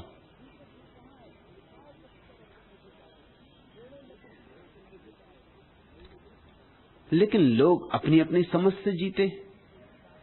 अंधे की समझ प्रकाश के संबंध में क्या होगी, और बहरे की समझ संगीत के संबंध में क्या होगी। मुल्ला नसरुद्दीन गया था शास्त्रीय संगीत सुनने, नहीं माने पड़ोस के लोग। कहा कि टिकट भी हम ले लेंगे, मगर चलो मुल्ला एक दफा तो जीवन में सुन लो। गाली गलौज ही सुनते रहे, शास्त्रीय संगीत सुन लो कि ऐसे ही मर जाओगे। बड़ा कलाकार आया है, नहीं माने लोग। मुल्ला ने तो बहुत कहा भाई मुझे कुछ लेना देना नहीं, क्या शास्त्रीय क्या संगीत, मैं तो अपने मजे में हूं।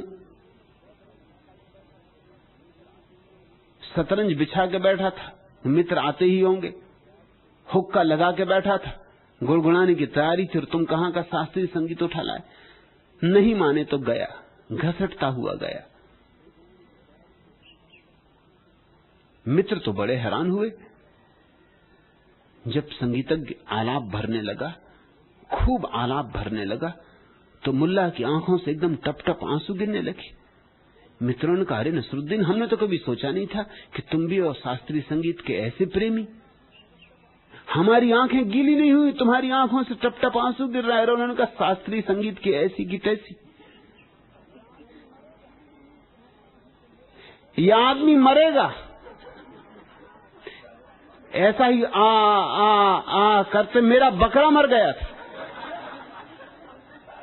रात भर शास्त्रीय संगीत करता रहा था, सुबह मर गया बेचारा। इसका इलाज करो भाइयों, क्या बैठे आ सुन रहे हो। आंसू मेरे गिर रहे हैं कि ये बेचारा, इसकी पत्नी होंगे, बाल बच्चे होंगे, गया काम से। इसको शास्त्रीय संगीत कहते हैं। समझ तो अपनी होगी। प्रेमी ने अपनी प्रेयसी से कहा, वाकई प्रतीक्षा की घड़ियां बहुत खराब होती। प्रेमिका तुरंत बोली, किसने कहा था कि प्रतीक्षा की घड़ी खरीदो। मेरी मां कहती कि सीको घड़ी सबसे बढ़िया होती।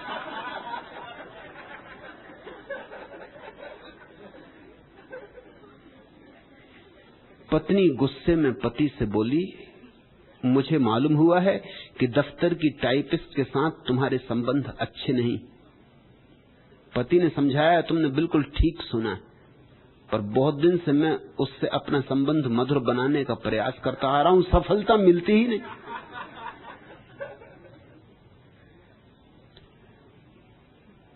मेरा ईश्वर तो तुम तभी जान सकोगे जब मेरी ही अंतर्दशा में आओगे, उसके पहले नहीं। इसलिए मैं निरंतर कहता हूं, गीता समझनी हो तो कृष्ण बनना पड़ेगा, उसके पहले संभव नहीं।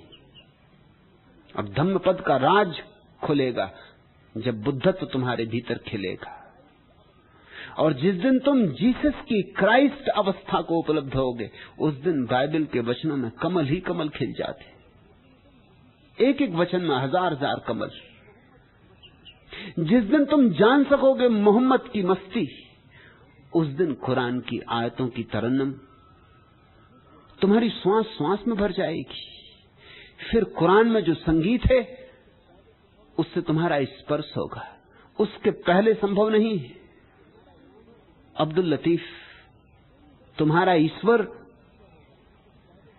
बस तुम्हारा ही ईश्वर होगा ना, तुम जैसे हो वैसा ही होगा ना। पश्चिम के बहुत बड़े विचारक दिदरों ने लिखा है, अगर घोड़े ईश्वर की प्रतिमा बनाएं तो घोड़े की ही प्रतिमा बनाएंगे, वो आदमी की तो कभी नहीं बना सकते, कभी भूल के नहीं बना सकते। आखिर आदमी ने घोड़ों के साथ जो व्यवहार किया है उसको भी तो ध्यान में रखेंगे। घोड़ों की छाती पे चढ़ा रहा आदमी सदियों से, इसको ईश्वर मानेंगे? उनका ईश्वर कोई सुंदर घोड़ा, घोड़े की ही कोई महिमाशाली प्रतिमा बनाएंगे। यह बिल्कुल ठीक ही है। मैंने सुना है पेरिस में एक परिवार रहता था। बाप अपने बेटे को लेकर रोज बगीचा घूमने जाता था। बगीचे में नेपोलियन की प्रतिमा थी, घोड़े पर सवार, शानदार घोड़ा, दो पैर आकाश में उठाए, उस पर बैठा हुआ नेपोलियन, बड़ी कलात्मक कृति थी। बेटा रोज अपने बाप को कहता था कि चलो नेपोलियन को देखें। बाप उसे रोज नेपोलियन की मूर्ति के पास ले जाता था। फिर बदली हुई बाप की, बदली के दिन बेटे ने कहा कि आज बगीचा ना चलिएगा, आखिरी बार नेपोलियन को देखाएं। बाप इंकार न कर सका, ले गया बेटे को। उस दिन बाप ने पूछा कि तुझे नेपोलियन से इतना लगाव क्यों है?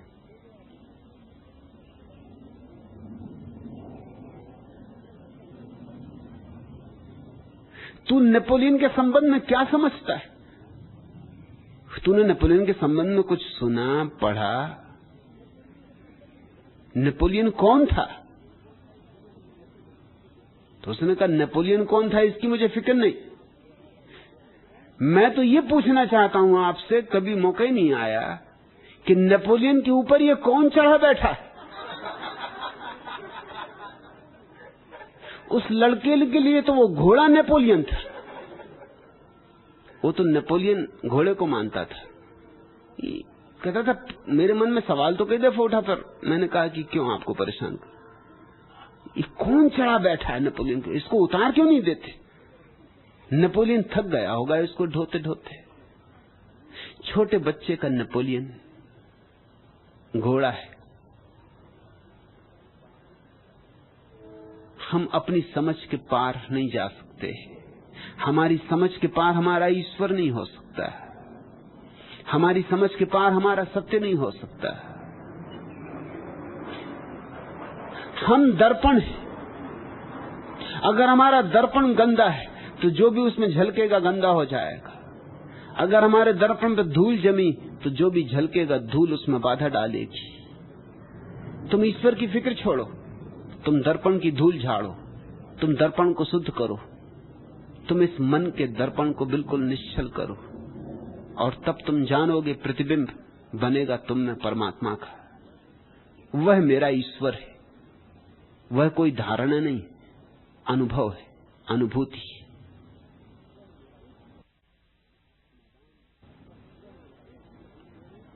बस्तियां कैसे हुई मैदान ये प्यारे न पूछ, इस अंधेरे के सफर में चांद या तारे न पूछ। एक टूटी रीढ़ की हड्डी सरीखे जश्न पर क्यों उड़ा करते यहाँ रंगीन गुब्बारे न पूछ। उनकी महफिल में जले हैं समा रात भर, दिन में क्यों रहते अंधेरे तेरे घर द्वारे न पूछ।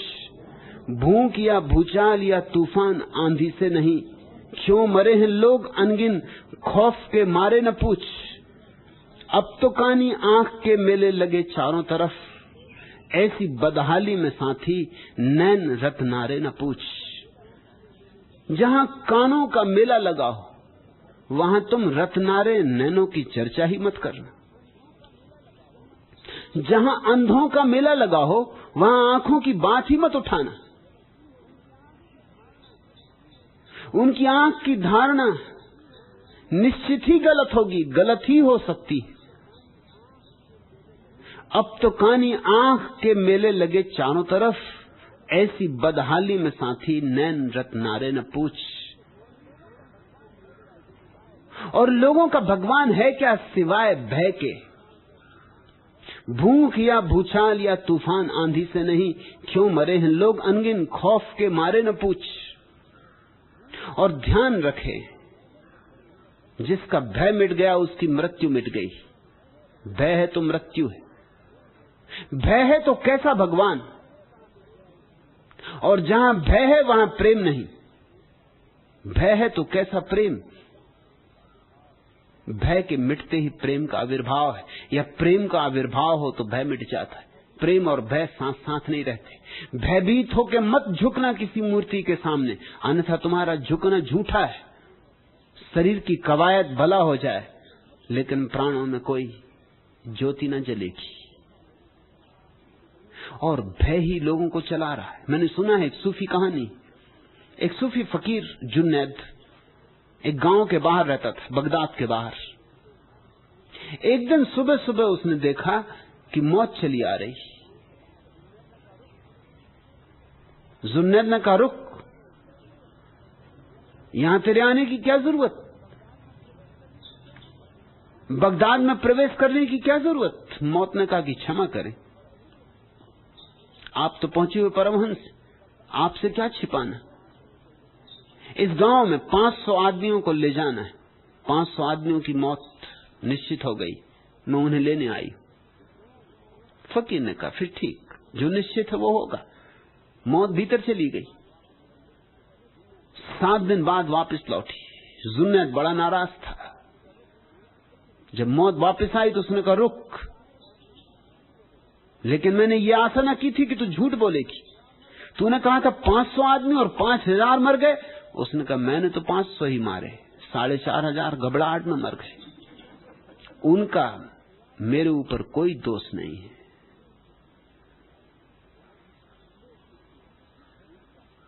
लोग बिल्कुल भयभीत हैं,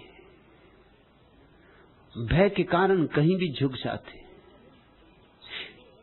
मंदिरों में, मस्जिदों में झुके हैं यही लोग। यही लोग स्टालिन, हिटलर, माओ के सामने झुक जाते। इन्हें कहीं भी झुका लो। ये भय से भरे लोग बस झुकने को तत्पर हैं। ये असल में तलाश करते हैं कि कोई झुका ले। इन्हें कमर सीधी रखना मुश्किल हो रहा है। ये कहीं घुटने टेकने को आतुर है। इनका बहाना कुछ भी हो, मगर ये घुटने टेकना चाहते हैं। ये खुशामद करना चाहते हैं। इनकी प्रार्थनाएं, इनकी स्तुतियां खुशामदों से ज्यादा नहीं। अब्दुल लतीफ, मेरा ईश्वर मंदिर मस्जिद का ईश्वर नहीं, ना ही समाधि मजार का। मेरे ईश्वर की कोई प्रतिमा नहीं, क्योंकि सभी प्रतिमाएं उसकी। मेरे ईश्वर का कोई रूप नहीं, क्योंकि सभी रूप में वही है। मेरे ईश्वर का कोई आकार नहीं, क्योंकि सभी आकारों में वही निराकार समाया है। लेकिन मेरे ईश्वर से पहचान करनी हो तो बाहर जाने से नहीं होगी, भीतर जाने से होगी। मेरा ईश्वर अंतर यात्रा में मिलेगा, अंतिम यात्रा की जो अंतिम मंजिल है, जहां तुम अपने में लीन होकर रह जाओगे। अगर एक क्षण को भी तुम अपने में लीन हो जाओ, डूब जाओ, बिल्कुल रुआ रुआ डूब जाए, कुछ भी बचे नहीं अनडूबा, तो तुम जानोगे कि मैं किस ईश्वर की चर्चा कर रहा हूं। और उसे जानते ही मुक्ति, उसे जानते ही मोक्ष।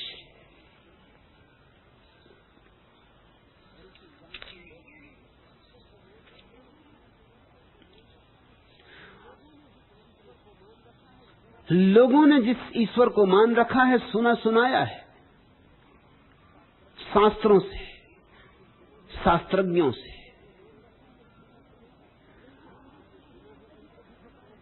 जिनसे तुमने सुना है उनको भी पता नहीं, जिनसे उनने सुना है उनको भी पता नहीं। लोग सदियों सदियों से ढो रहे हैं उधार, और हर आदमी उस उधारी को बिगाड़ता जाता है, क्योंकि हर आदमी उसमें कुछ न कुछ जोड़ता चला जाता है। हर आदमी उसमें कुछ न कुछ अपनी कला भी दिखाता है।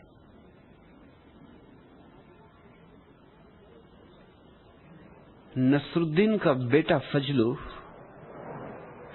स्कूल से 4 नए शब्द सीख आया। दारू, हुक्का, रंडी और उल्लू का पट्टा। वह बारंबार इनके अर्थ पूछे।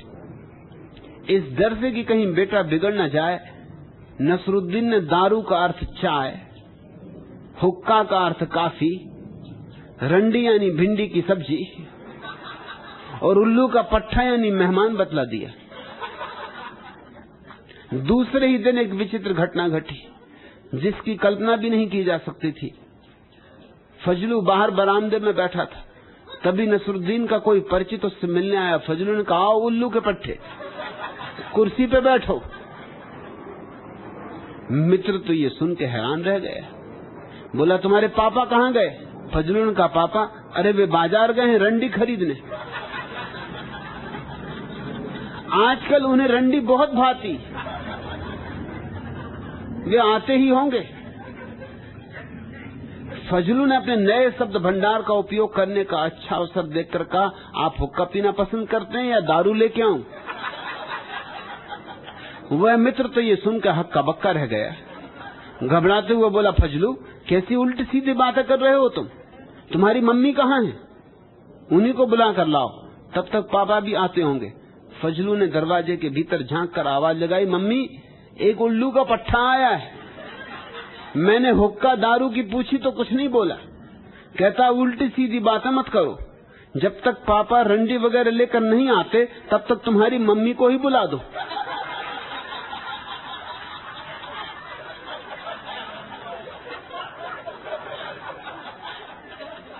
शास्त्रों से तुमने जो सीखा है बस ऐसा ही है, बड़ा दूर, सत्य से बहुत दूर, हजार हजार कोस दूर।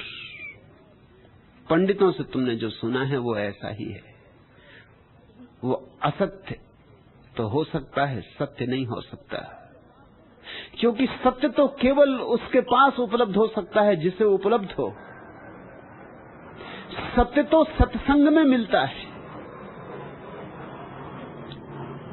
अध्ययन में नहीं, मनन में नहीं, चिंतन में नहीं, ध्यान में मिलता है। सत्य तो सद्गुरु में डुबकी लगाने से मिलता है। अब्दुल लतीफ, कब तक पूछते रहोगे? अब डूबो। बहुत समय गंवाया पूछ पूछ कर, पूछ पूछ के कुछ भी न मिलेगा। यहां ईश्वर घटित हो रहा है। तुम जरा अपने हृदय के द्वार खोलो, तुम जरा मौन में मुझे समझो, तुम मुझे अपने भीतर आने दो या तुम मेरे भीतर आओ। मेरा हाथ अपने हाथ में लो, मेरी आंखों में झांको। ये जो नृत्य, ये जो उत्सव यहां निर्मित हो रहा है, ये जो महोत्सव यहां अपने आप बनता जा रहा है, ये जो रंग गुलाल यहां उड़ रही है, इसमें भागीदार बनो। अब्दुल लतीफ, संन्यास का क्षण आ गया है। रंगो मेरे रंग में तो जानोगे कि मेरे ईश्वर का क्या अर्थ है। उसके अतिरिक्त जानने का कोई उपाय नहीं। आज इतना है।